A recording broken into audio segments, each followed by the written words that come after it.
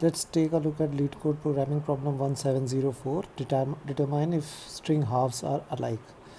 So this is an easy problem. The problem goes as follows.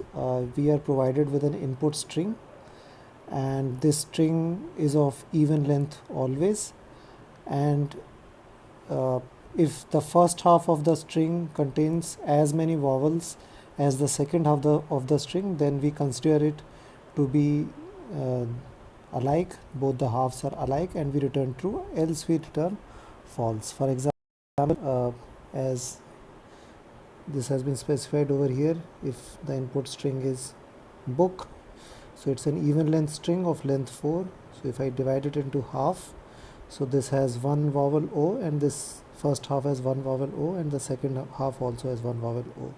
So we return true in this case. And similarly, let's say if my input string was something like this, back. So in this case, the first half has one vowel while the second half has 0 vowels. So in this case, we would return false. So how can we go about solving this? I think this is a straightforward approach which we can adopt. So what we can do is we take an input string, let's say leet code. Now this is an even length string of length 8. So we start iterating from the starting of the string, and we can maintain a counter. So, and we keep incrementing the counter as soon as we encounter a vowel till we reach the half of the string. So like first it is L, which is not a vowel, then there is E, so we have one vowel, then there is another E, so we add +1, and then there is T, which isn't a vowel. So we have reached the half of the string and we have 2 vowels.